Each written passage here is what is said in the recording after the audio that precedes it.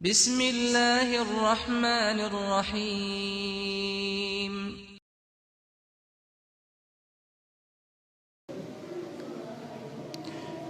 إن الحمد لله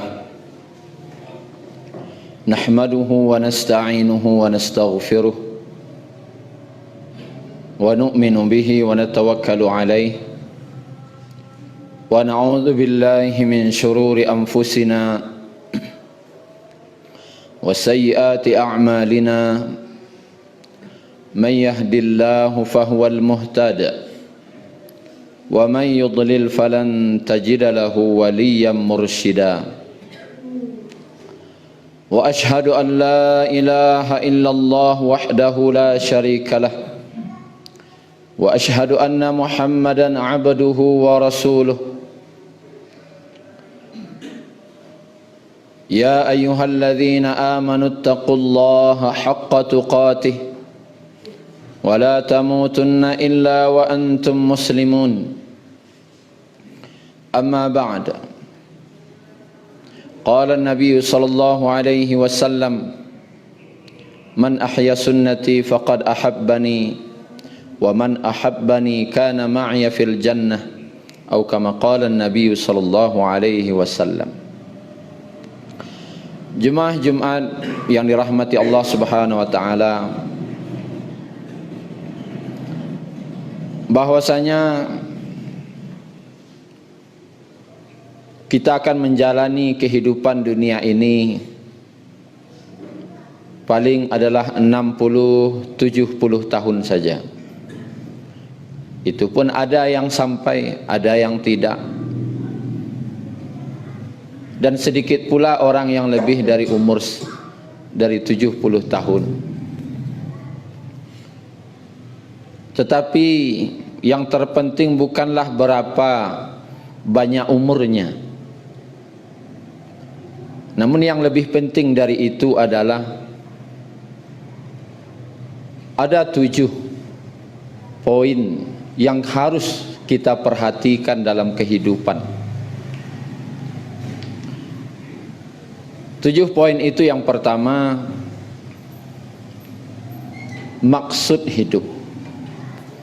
Apa daripada maksud hidup kita? Tidak lain maksud hidup kita adalah untuk beribadah kepada Allah Subhanahu wa taala. Dalam surat Az-Zariyat ayat 56 Allah Subhanahu wa taala berfirman, "Wa ma khalaqatul jinna wal ins illa liya'budun." Tidaklah aku ciptakan jin dan manusia kecuali untuk beribadah. Jangan kita jadikan dunia ini sebagai maksud dari hidup. Kalau rumah bukan maksud hidup, tetapi itu adalah keperluan hidup. Kita butuh uang, tapi bukan uang yang menjadi maksud, tetapi uang hanyalah keperluan hidup. Anak istri itu adalah sebuah titipan dalam kehidupan, tetapi dia bukan maksud hidup. Maksud daripada hidup kita adalah beribadah kepada Allah. Sedangkan yang lainnya, rumah itu perlu, uang itu perlu, kendaraan perlu, tetapi bukan maksud. Jangan sampai keperluan hidup itu yang menjadi maksud hidup. Kemudian yang kedua, setelah maksud hidup, ada tujuan hidup. Kemana tujuan hidup kita? Tujuan hidup kita tidak lain adalah ke akhirat. Dan dalam surat Al-Ankabut ayat 64 Allah Subhanahu wa taala berfirman, wa ma hadhil hayatud dunya lahu wa la'ib, dan tidaklah kehidupan dunia ini illa lahu wa la'ib, kecuali senda gurau dan permainan saja. Wa inna daral akhirata lahiyal hayawan law kanu ya'lamun, dan sesungguhnya negeri akhirat itulah yang sebenar-benarnya kehidupan, kalaulah mereka mengetahui. Akhirat itulah yang sebenarnya tujuan hidup kita. Di akhirat hanya ada dua tempat, ada surga dan neraka. Surga itu abadi, neraka juga abadi. Surga itu bahagia selamanya, neraka itu menderita selamanya. Tentu yang kita tuju adalah surga. Maka tujuan hidup kita pada akhirnya adalah surganya Allah Subhanahu wa ta'ala, bukan yang lain-lain. Kemudian yang ketiga, ada namanya pedoman hidup. Agar kita hidup selamat di dunia ini, kita harus punya pedoman. Apa pedoman hidup kita? Hanya satu, yaitu Al-Quran. Zalikal kitab, itulah Alkitab Al-Quran. Hudan linnas, zalikal kitab, itulah Al-Quran. La raiba fih, yang tidak ada keraguan di dalam Al-Quran itu. Hudan lil muttaqin, sebagai petunjuk bagi orang-orang yang bertakwa. Kemudian dipertegas dalam surat Al-Baqarah yang lain, Syahrul Ramadan alladzi unzila fihi al-Quran hudan linnas wa bayyinatin minal huda wal furqan. Bulan Ramadan, di dalam bulan itu diturunkan Al-Quran, hudan linnas, petunjuk bagi manusia, dan sebagai penjelasan bagi petunjuk itu, dan furqan, pembeda mana yang hak dan mana yang batil. Maka tidak ada petunjuk pedoman hidup yang lebih sempurna dan lebih baik daripada Al-Quran. Maka pedoman hidup kita adalah Al-Quran. Kemudian yang keempat, untuk mengamalkan daripada pedoman hidup tadi, Al-Quran tadi, kita perlu contoh. Maka apa yang menjadi contoh dalam hidup kita? Maka contoh satu-satunya adalah Rasulullah sallallahu alaihi wasallam. Sunnah Nabi sallallahu alaihi wasallam. Inilah contoh hidup kita. Dalam surat Ali Imran ayat 31, Allah Subhanahu wa taala tegaskan, "Qul in kuntum tuhibbunallah fattabi'uni yuhibbukumullah wa yaghfir lakum dzunubakum wallahu ghafurur rahim."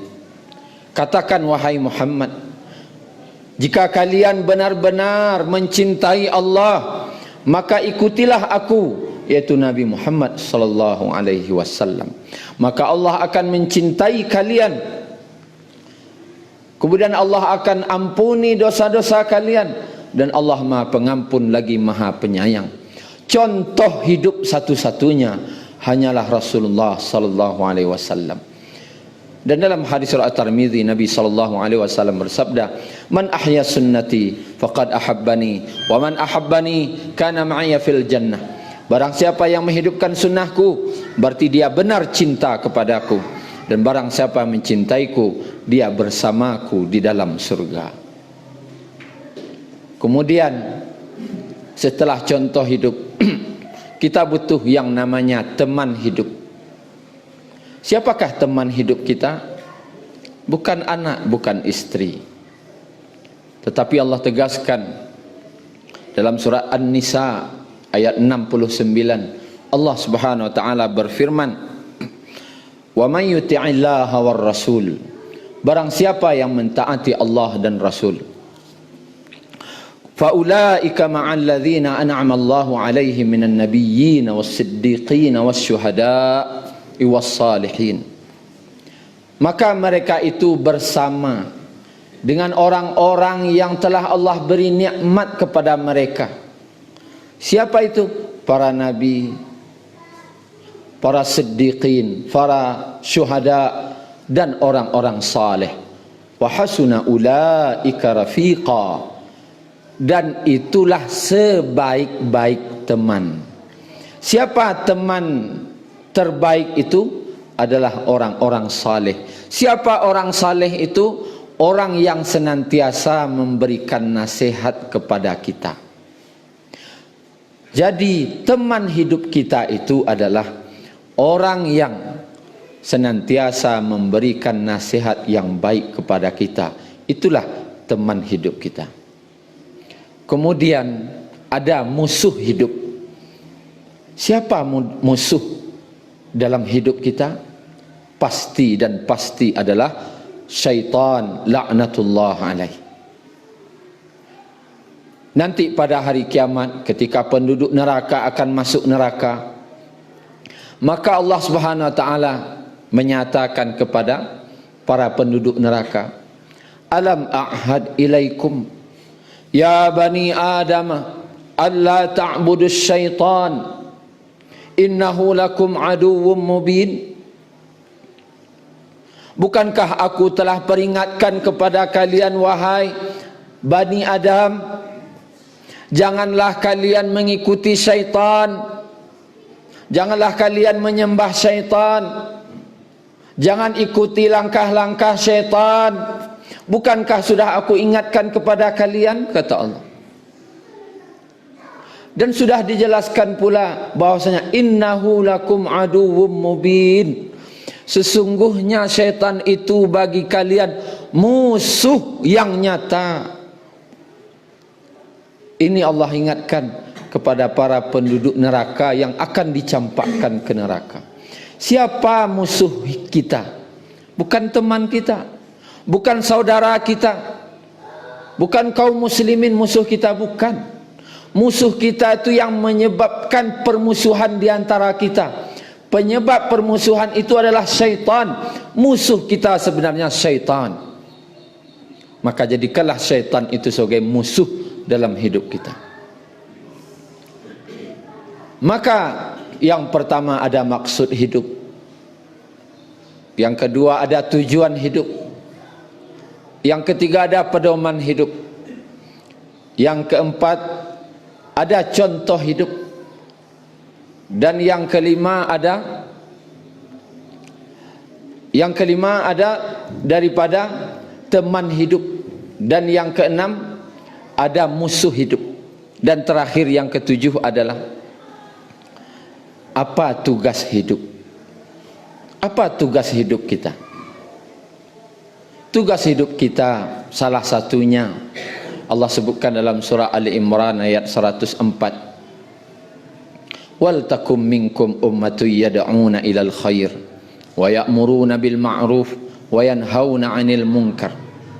Dan hendaklah ada segolongan umat di antara kalian yang mengajak kepada kebaikan, menyuruh kepada yang ma'ruf, mencegah daripada kemungkaran.